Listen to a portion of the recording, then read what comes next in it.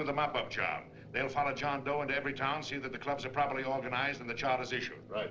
There are only 8 flags up there now. I want to see that map covered before we get through.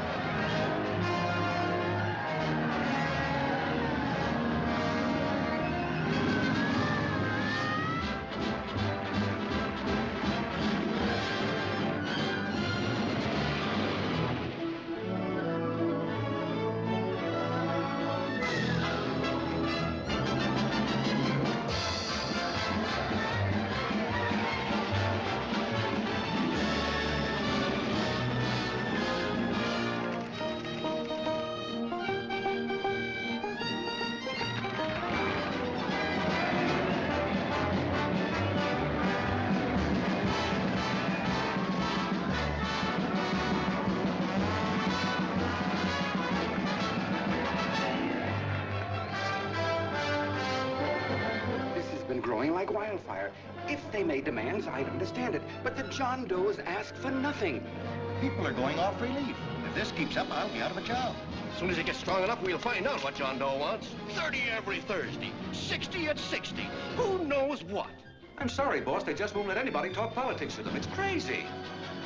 We've got to get to them. They represent millions of voters.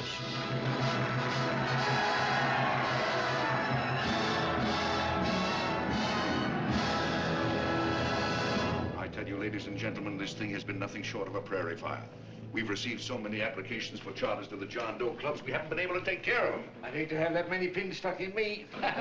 This John Doe convention is a natural. It's going to put our city on the map. Why, over 2,400 John Doe clubs are sending delegates. Can you imagine that? You, Mr. Mayor, will be the official host. You will make the arrangements for decorating the city, parades, and a reception for John Doe when he gets home. And don't wear your high hat. No high hat? No high hat. And from you, Cannell, I want a special John Doe edition every day until the convention is over. And now, if you will, please step into the outer office and look your prettiest because there are photographers there to take pictures of this committee. Don't worry, Libby. Everything will be taken care of. Isn't it all too wonderful? Gather down here in a nice group now. Get a nice picture of you. Oh, Mr. Mayor, would you step down in front row, please? You ladies get close to him. That's it. Well, I don't get it. Get what? Look, DB, I'm supposed to know my way around. This John Doe movement has cost you a fortune. Now, this convention is going to cost plenty. Well? Well, I'm stuck with 2 and 2, and I'm a sucker if I can make 4 out of it. Where do you come in? I'll have the satisfaction of knowing that my money has been spent for a worthy cause. I see. I better stick to running the paper, huh? I think maybe you better had. And Cannell, I'd like to have the John Doe contract, all the receipts for the money we advanced him with the letter Miss Mitchell wrote, for which I gave her $1,000. Yes, sure. Well, we leave for the airport, half an hour. Is that Johnny boy's room? Better hustle him up. He'll be ready on time. He's packing. Ah, good. Did you see his picture on the cover of Time? Yeah. I gotta give you credit, Annie girl. I've handled a good many big promotions in my time. Everything from a World's Fair to a channel swimmer. But this one has certainly got me spinning. And now a John Doe convention. Wow. Say, if you could only get him to jump off the City Hall roof on Christmas Eve, I'd guarantee you 500,000 people there. Charlie. Hmm? What do you make of him? Oh, Johnny boy? Well, I don't know what angle you want, but I'll give it to you quick. Number 1, he's got great yokel appeal, but he's a nice guy. Number 2, he's beginning to believe he really wrote that original suicide letter that you made up. Number 3, he thinks that you're Joan of Arc or something. Yeah, I know. Number 4, well, you know what number 4 is. He's nuts about you. Yeah, it's running out of his ears. You left out number 5. We're all heels, me especially. Holy smoke. Come in.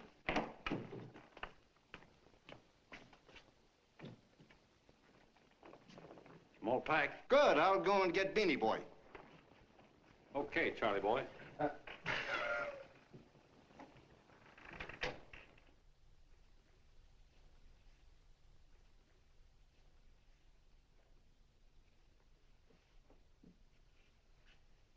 Can I help you pack? No, thank you.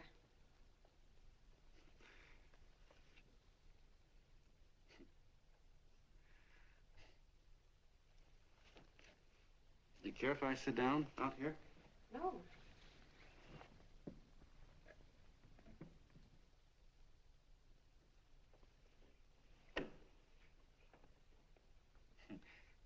You know, I had a crazy dream last night.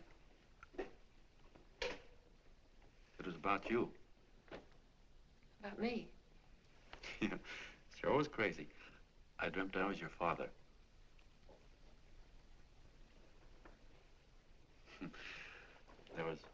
There was something I was trying to stop you from doing. So I got up out of bed and I walked right through the wall here, right straight into your room. You know how dreams are. And there you were in bed. But you're a little girl, you know, about 10. And very pretty, too. So I shook you, and the moment you opened your eyes, you hopped out of bed and started running like the devil in your nightgown. You ran right out the window there, and you ran out over the tops of buildings and roofs and everything for miles. And I was chasing you.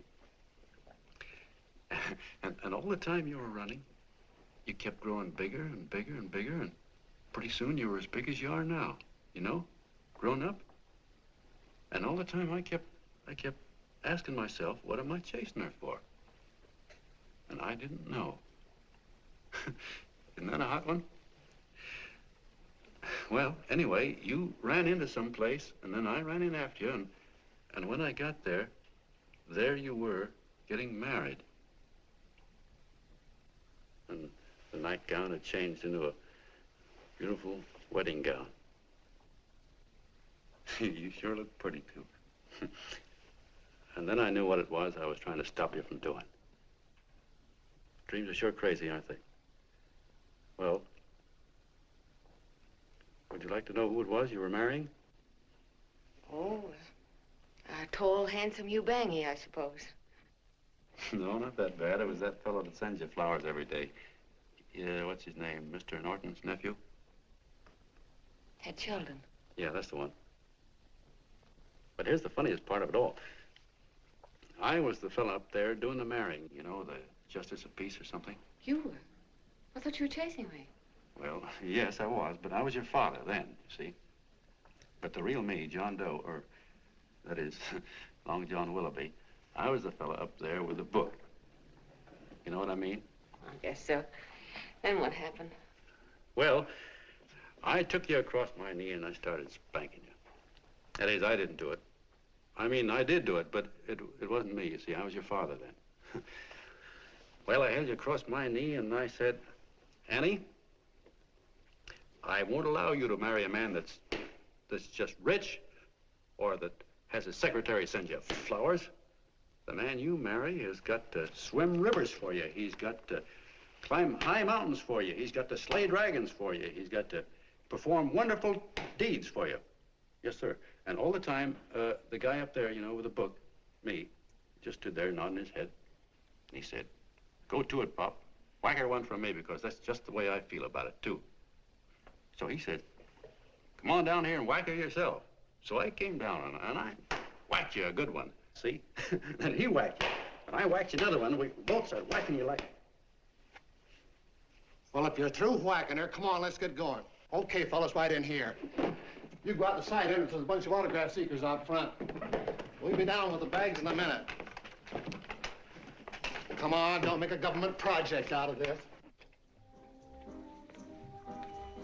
Hi, Benny. When's our plane take off again? Couple of minutes.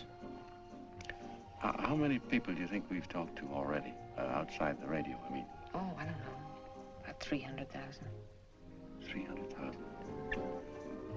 What makes them do it, Ann? What makes them come and listen and get up their John Doe clubs the way they do? I've been trying to figure it out. Look, John, what we're handing them are platitudes. Things they've heard 1,000,000 times. Love thy neighbor, clouds have silver linings, turn the other cheek. It's just a... Yeah, I heard them 1,000,000 times, too, but... there you are. Maybe they're like me, just beginning to get an idea what those things mean. You know, I never thought much about people before. They were always just somebody to fill up the bleachers. And the only time I worried about them is when they didn't come in to see me pitch. You know, lately I've been watching them when I talk to them. I could see something in their faces. I could feel that they were hungry for something. You know what I mean? Maybe that's why they came. Maybe they're just lonely and wanted somebody to say hello to. I know how they feel. I've been lonely and hungry for something practically all my life.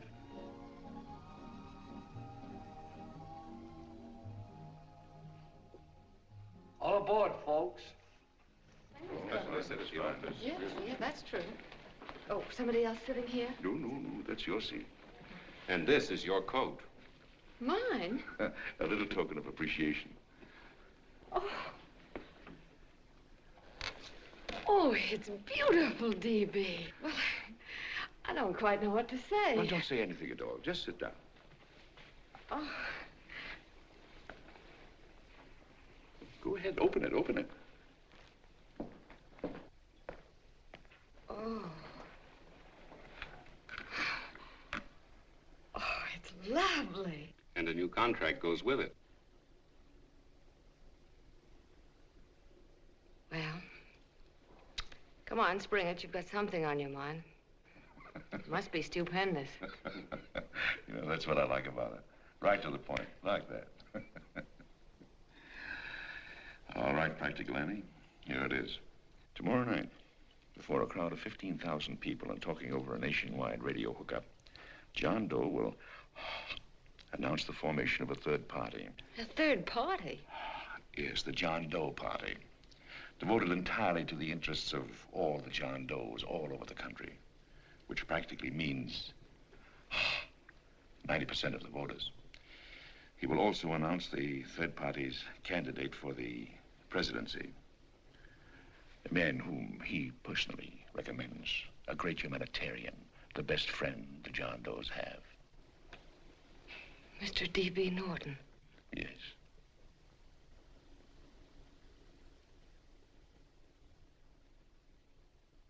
Wow.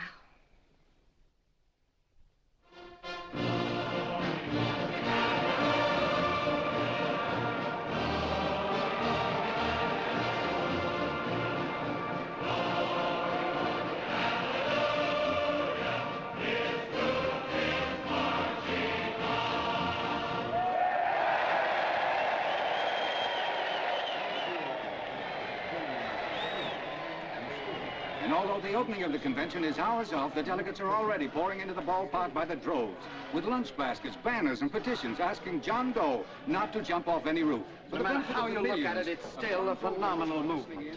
These John Does, or the hoi polloi, as you've heard people call them, have been laughed at and ridiculed, but here they are, gay and happy, having traveled thousands of miles, their expenses paid by their neighbors, to come here to pay homage to their hero, John Doe. And in these days of wars and bombings, it's a hopeful sign that a simple idea like this can sweep the country.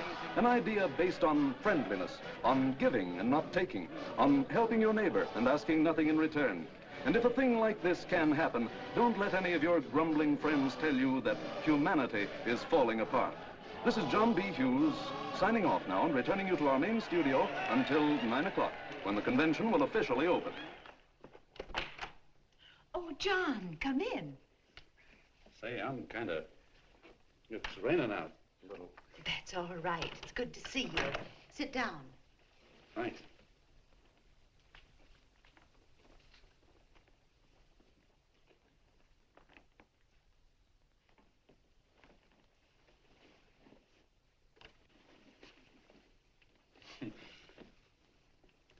It's for Anne. Oh, how nice. Thank you very much. Flowers. I'm terribly sorry she isn't here. She isn't? No, she just left. I'm surprised you didn't run into her. She went over to Mr. Norton's house. Oh. Did you want to see her about something important? Yeah, well, no, it'll wait. Say, he's a nice man, isn't he? Mr. Norton, I mean. He's done an awful lot for the...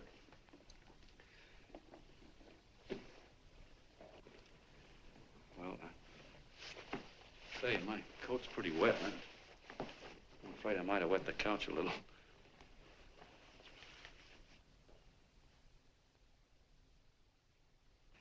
I guess I'll see her at the convention later. Yes, of course. I'll see that she gets the flowers. Thanks. Good night, Mrs. Mitchell. Good night, John.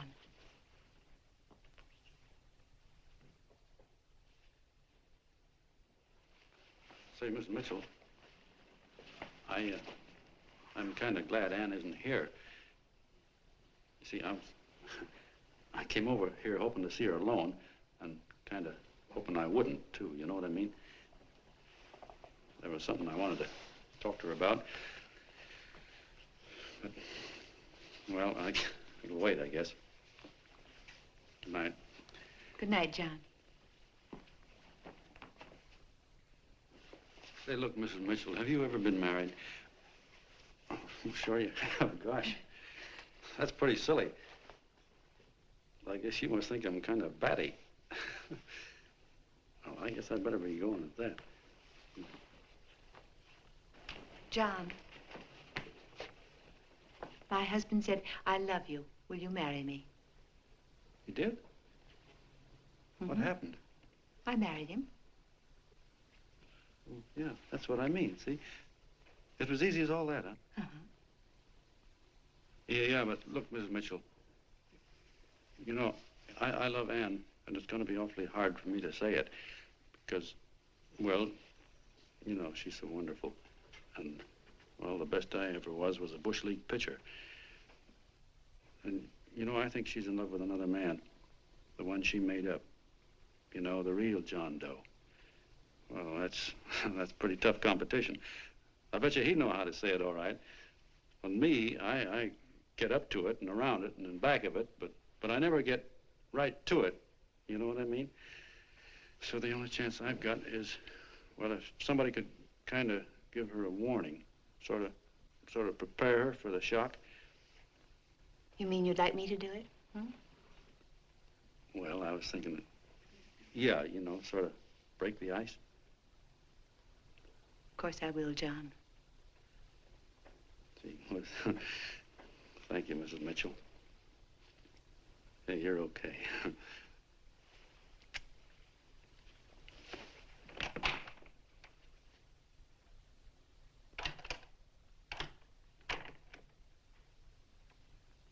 This John Doe meeting is going to be one of the biggest things that ever happened. Why, they're coming from all over. Trains, boxcars, wagons. Look out! Hello, bodyguards. Hey, had your dinner yet? No, Chip. Oh, that's all right. Well, look, no, go ahead and have your dinner. Wait a minute, John.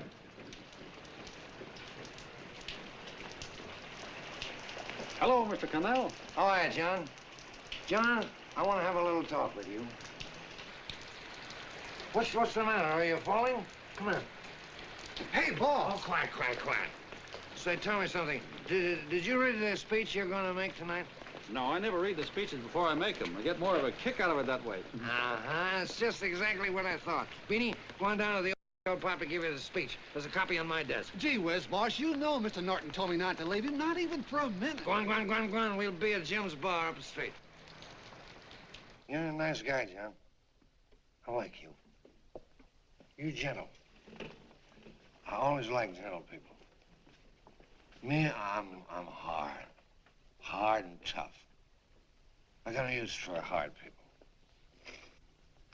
Gotta be gentle to suit me.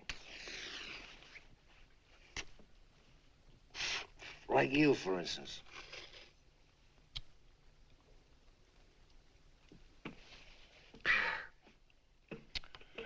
Yep, I'm hard.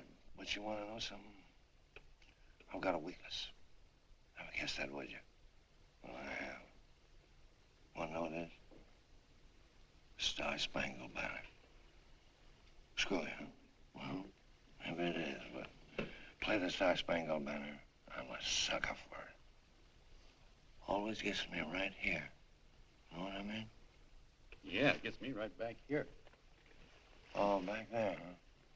Well, every man to his own taste. You weren't old enough. You weren't old enough for the World War, were you, Jim? No, of course not. No, you must have been just kidding. I was. I was just ripe and raring to go. You know what my old man did when I joined up? He joined up, too. Got to be a sergeant. And here's a kick for you. We were in the same outfit. Funny, huh? Hmm?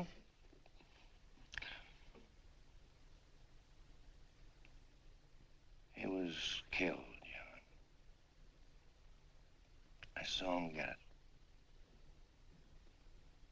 I was right there, and I saw it with my own eyes.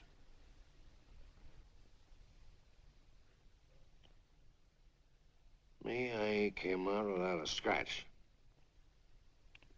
That is, excepting my ulcers.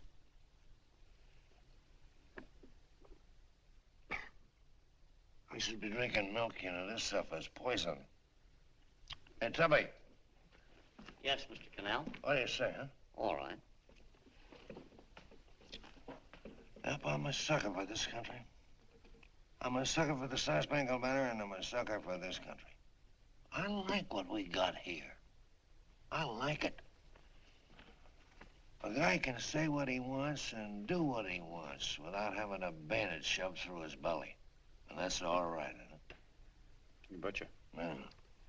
And we don't want anybody coming around changing it, do we? No, sir. No, sir. And when they do, I get mad. I get boiling mad. And right now, John, I'm sizzling. I get mad for a lot of other guys besides myself. I get mad for a guy named Washington, and a guy named Jefferson, and Lincoln. Lighthouses, John. Lighthouses in a foggy world. You know what I mean? Yeah, you bet. Listen, pal. This fifth column stuff is pretty rotten, isn't it? Yeah, it certainly is. And you'd feel like an awful sucker if you found yourself marching right in the middle of it, wouldn't you? You. Of course, you wouldn't know it because you're gentle. But that's what you're doing.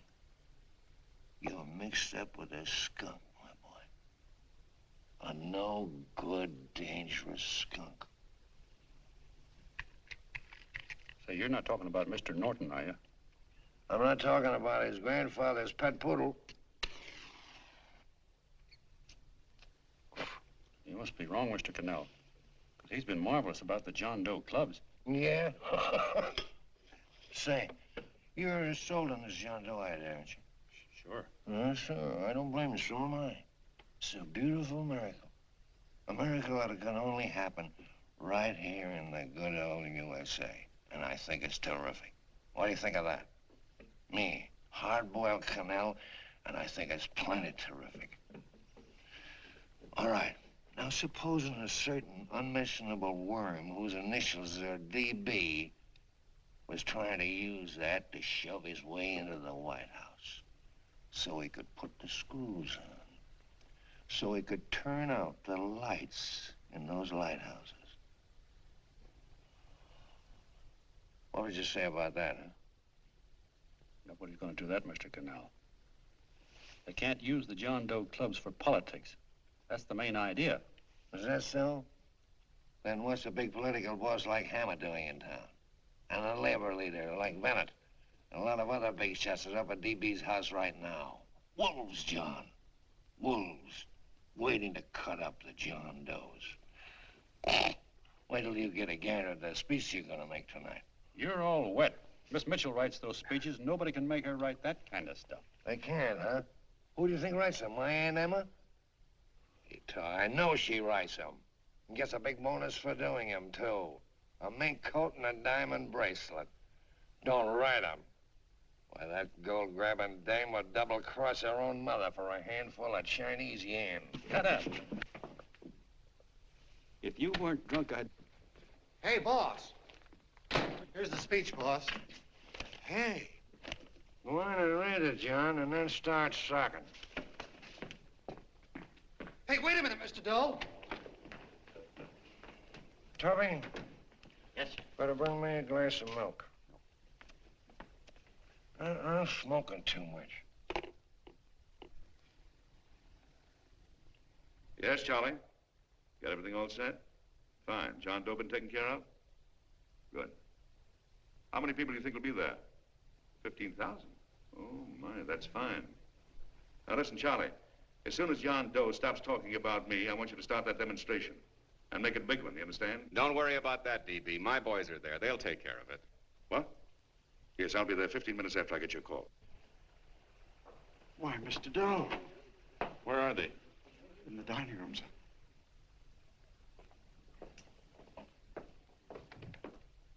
Now, gentlemen, I think we're about ready to throw that great big bombshell. Yeah, well, it's about time. Even a conservative estimate shows that we can count on anywhere between 10 and 20 million John Doe votes. Now, add to that the labor vote that Mr. Bennett will throw in, and the votes controlled by Mr. Hammett and the rest of you gentlemen in your own territories, and nothing can stop us. As I said before, I'm with you, providing you can guarantee the John Doe vote. Don't worry about that. You can count on me on one condition. Little Bennett's got to be taken care of. Didn't I tell you that everybody in this room would be taken care of? My agreement with you gentlemen stands. I'm with you, D.B., but I still think it's a very daring thing we're attempting. These are daring times, Mr. Barrington. We're coming to a new order of things. There's too much talk been going on in this country. Too many concessions have been made.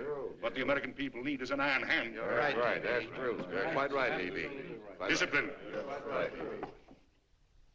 And now, may I offer a little toast to Miss Ann Mitchell, the brilliant and beautiful lady who is responsible for all this. Miss Mitchell.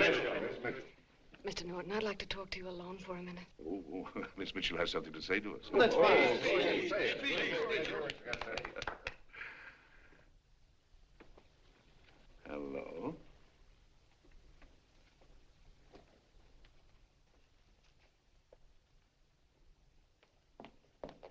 John, I'm so glad to see you. I was terribly worried. Did you write this? Yes, I did, John, but I had no idea what was going on. You didn't? No. That's a swell bracelet you're wearing. John, why aren't you at the convention?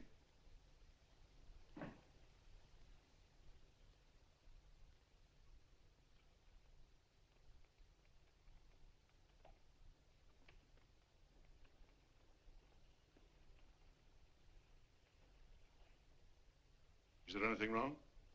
No, nothing's wrong. Everything's fine. So there's going to be a new order of things, huh? Everybody's going to cut himself a nice fat slice of the John Does, eh?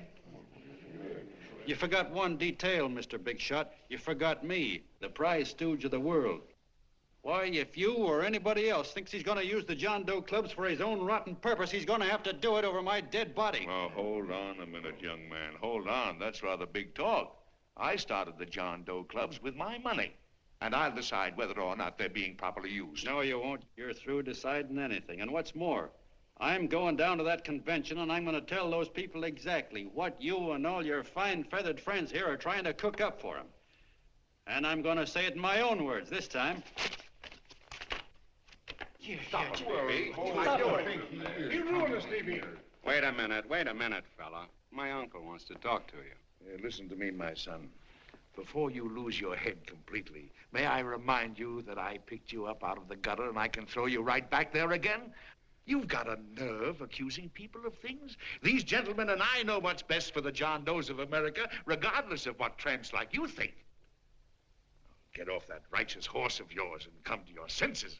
You're the fake. We believe in what we're doing. You're the one that was paid the 30 pieces of silver. Have you forgotten that? Well, I haven't. You're a fake John Doe, and I can prove it. You're the big hero that's supposed to jump off tall buildings and things.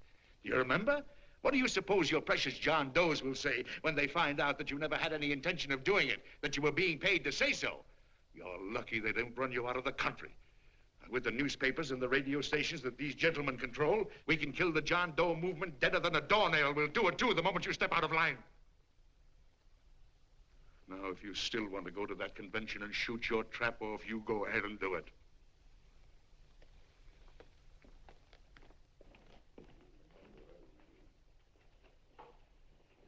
You mean to tell me you'd try to kill the John Doe movement if you can't use it to get what you want? You bet your bottom dollar we would.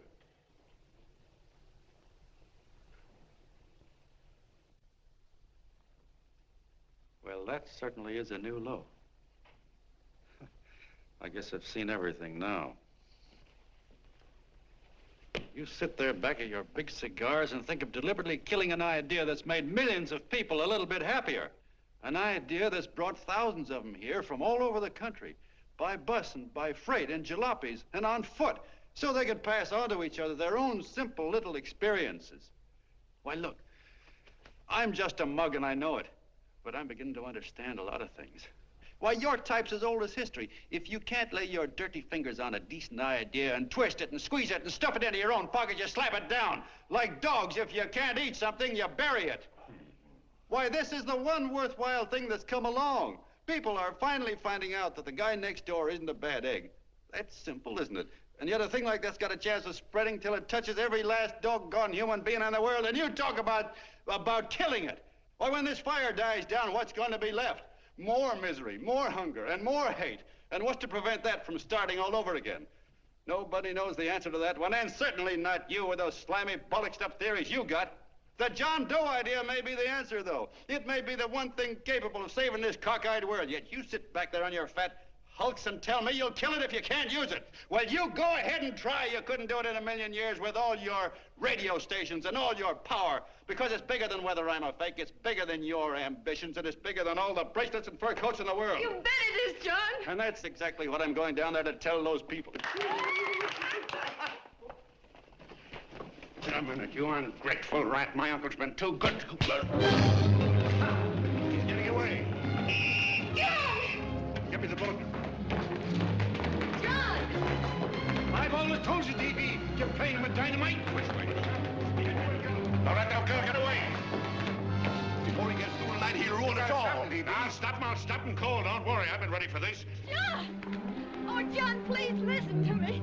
Please, I can explain everything, John. I didn't know what they were going to do. Let me go with you, John. John, please. Go ahead, driver. Full park. Explain it to you, John. Please let me go with you. Please. John! Mr. Martin wants to see you. Listen to me, Mayor Lovett. You do as I say. I want them both arrested. You tell the police department to pick up Canal. I've got the girl here. I've got the bullet. I don't care what you charge him with. If you're worried, let him go in the morning, but keep him in jail overnight. Hello, Bulletin. Put that wire on.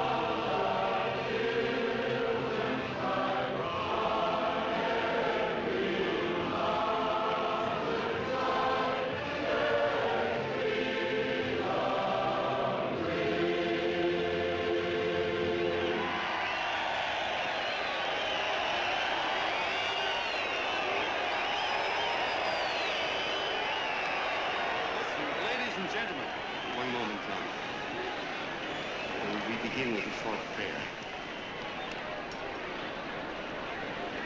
Quiet, please. Ladies and gentlemen, let us have a moment of silent prayer for the John Does all over the world, many of whom are homeless and hungry.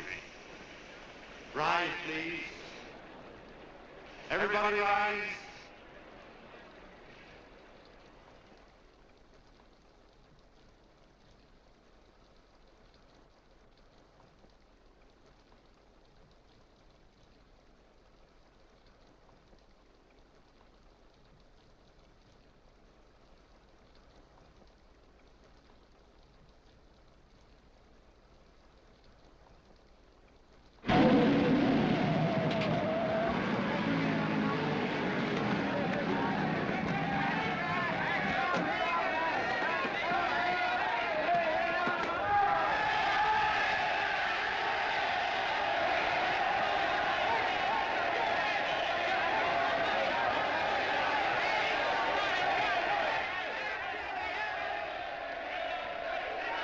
Newsboys. Hundreds of yelling newsboys are swarming into the park like locusts. They're yelling John Doe's a fake. Fake.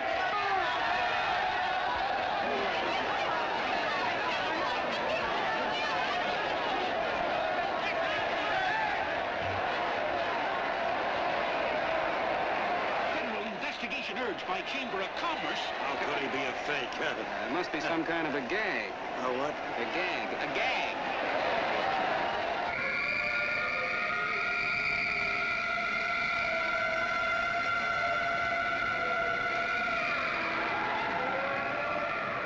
Come on, step on it. Step on it, step on it. You all know your places now, so let's get going. Wait for the face. Hey, miss, will you autograph my balloon? Sure.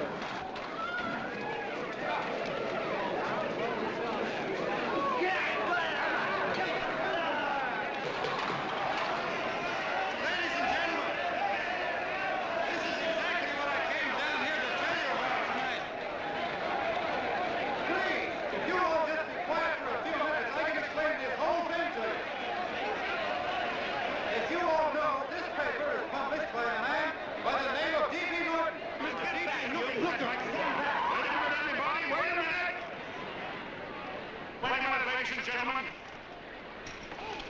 my name is D.B. Norton. You all know me. I accuse this man of being a faker. We've been taken for a lot of suckers, and I'm the biggest of the lot. I spent a fortune backing this man in what I believe to be a sincere and worthy cause, just as you all did.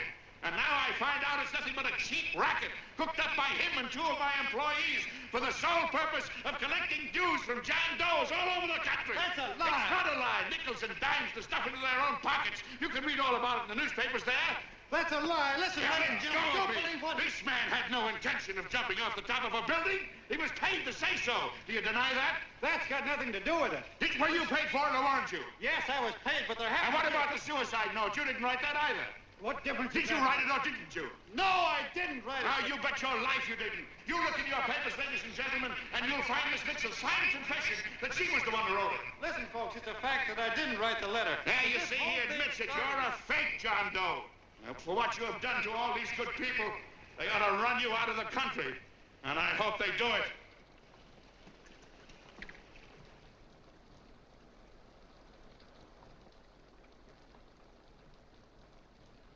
Speak up, John. We believe you. Please, listen, folks. Now that he's through shooting over his face, I've got a couple of things to tell you about. Come on, the rest of you get in here and riot. Break this crowd up. Come on. I'm sorry, folks, but we can't hear him anymore. Something's gone wrong with the loudspeakers. John Doe's a fake! Boo! They can't hear me. This thing's not working. Ladies and gentlemen.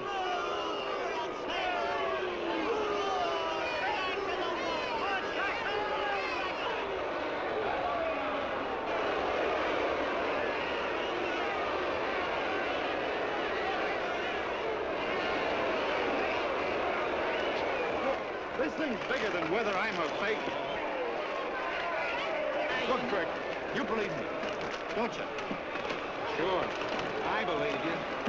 Walking my legs off, digging up 5,000 signatures for a phony.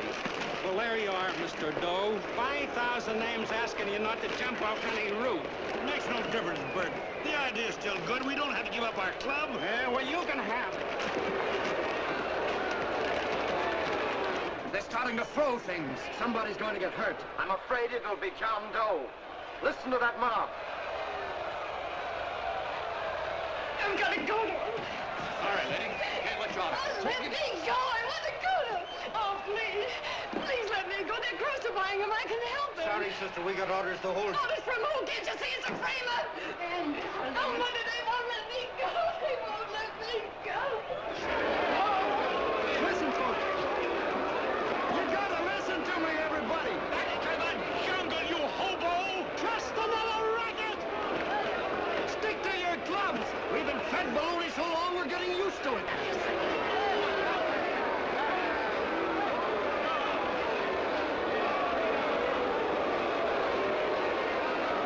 idea is still good. Believe me, folks.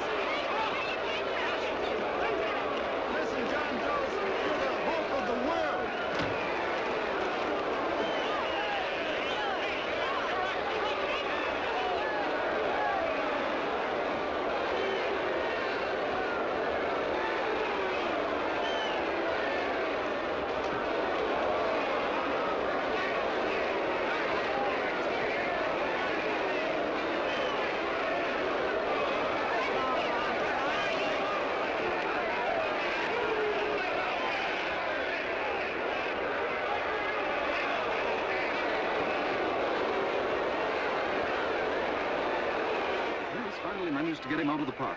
But if that boy isn't hurt, it'll be a miracle. Ladies and gentlemen, this certainly looks like the end of the John Doe movement. Well, boys, you can chalk up another one to the Pontius Pilates.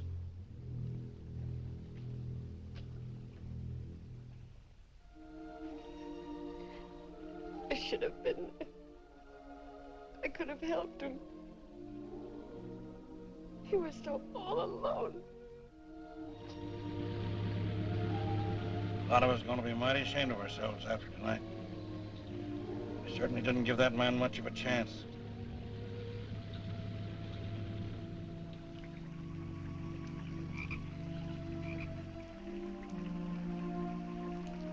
Have some more coffee, Long John? No thanks, Carl.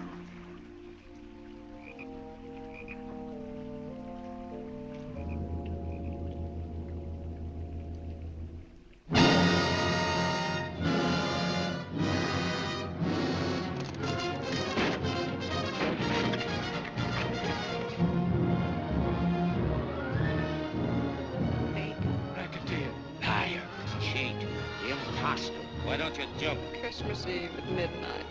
Bye, Mr. Doe. You're a wonderful man. And God bless you, my boy.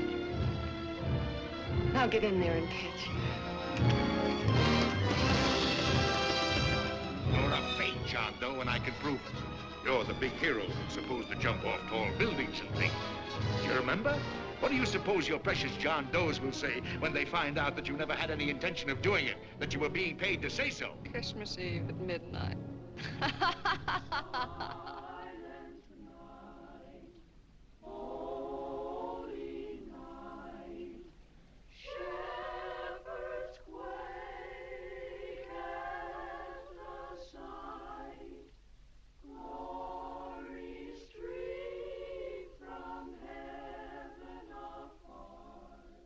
Merry Christmas, son.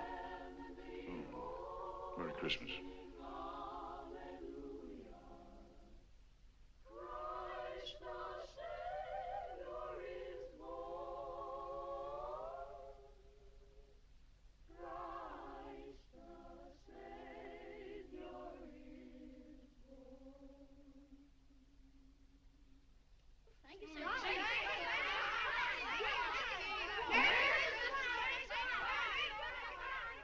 Who? John Doe. Is that screwball still around? Dame's been calling all day. Sure, I know. Yeah, at midnight, huh? Okay, lady. We'll have the place surrounded with nets. They're laughing at me.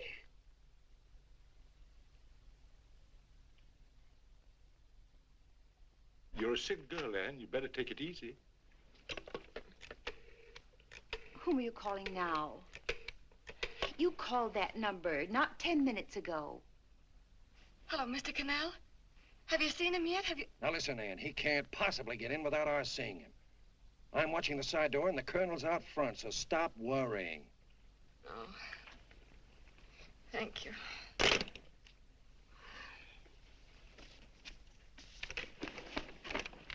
What, Ann? Anne, don't be foolish.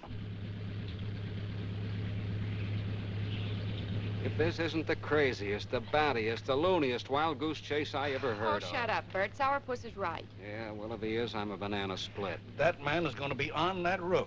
Don't ask me how I know. I just know, and you know it as well as I do. Sure. I'd like to believe in fairy tales, but a guy that's a fake isn't going to jump off any roof. I don't think he was any fake, not with that face.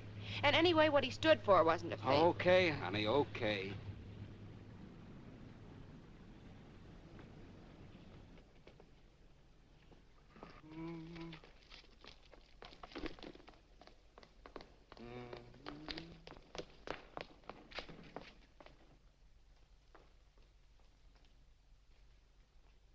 Elevators ain't running. Colonel, You shouldn't get out of bed, miss. has he been here? No. Have you seen him? I ain't seen him for a week. Where's Canal? He's watching the other door. Oh, gee, you're swell. Oh. No sense in going up there. I've been here for hours. He ain't here. Let me go, will you? Now, Now that's crazy. It's 14 floors.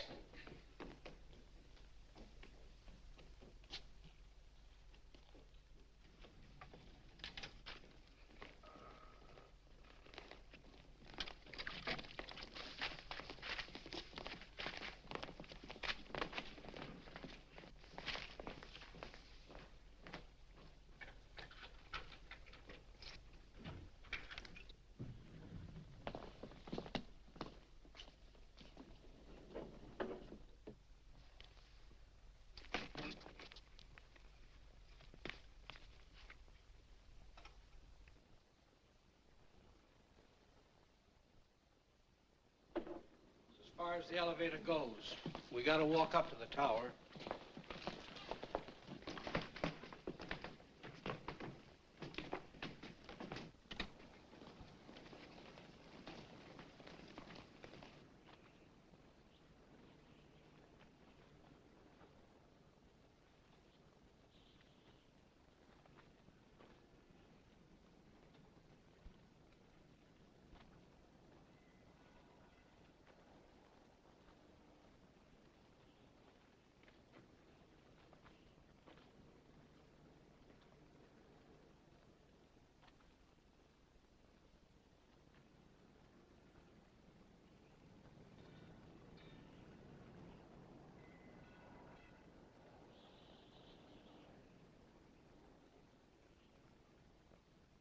That tramp is probably full of Christmas cheer and asleep in some flop house. Let's go. I've got to decorate my tree.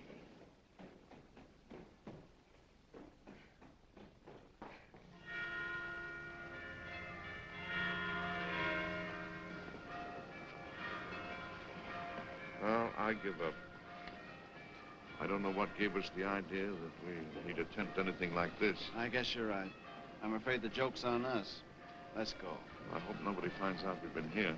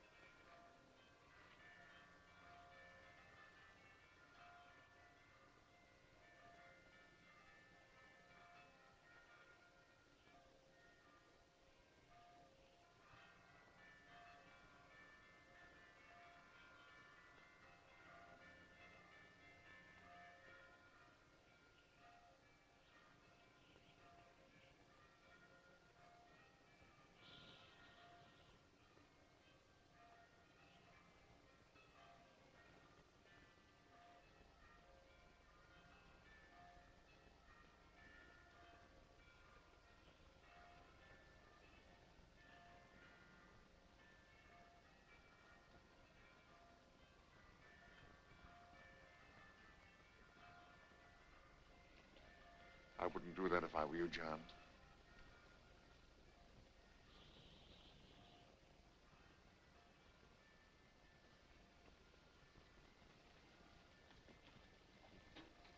It'll do you no good. Mayor has policemen downstairs with instructions to remove all marks of identification you may have on your person. You'll be buried in Potter's Field and you will have accomplished nothing.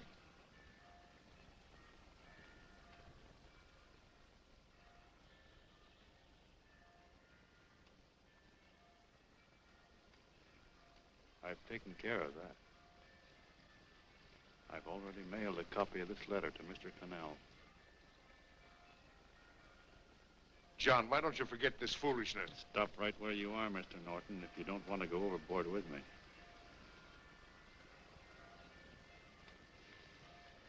I'm glad you gentlemen are here.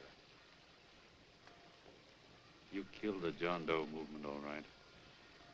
But you're going to see it born all over again.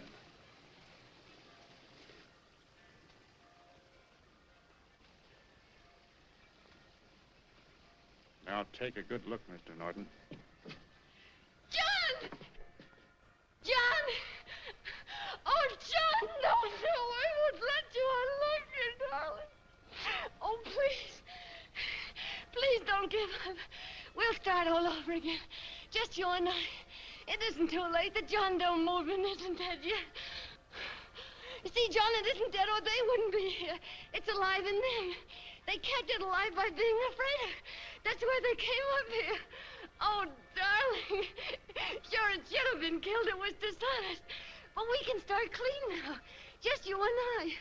It'll grow, John, and it'll grow big because it'll be honest this time. Oh, John, if it's worth dying for, it's worth living for. Oh, please, John. Oh. Oh, please, please, God, help me. John, look at me. You want to be honest, don't you? Well, you don't have to die to keep the John Doe idea alive. Someone already died for that once. The first John Doe. And he's kept that idea alive for nearly 2,000 years. It was he who kept it alive in them. And he'll go on keeping it alive forever and always. For every John Doe movement these men kill, a new one will be born. That's why those bells are ringing, John. They're calling to us. Not to give up, but to keep on fighting, to keep on pitching. Oh, don't you see, darling? This is no time to give up. You and I, John, we... Oh, no. No, John. If you die, I want to die, too. Oh, I love you. Oh, John.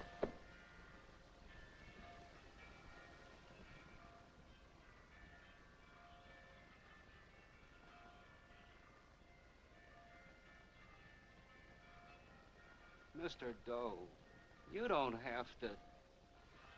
We're with you, Mr. Doe.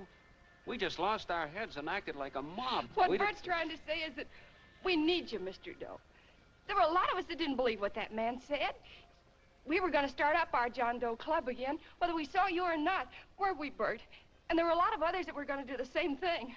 Well, Mr. Sourpuss even got a letter from his cousin in Toledo. I got it right here, Mr. Doe. Only it'd be a lot easier with you. Please. Please come with us, Mr. Doe.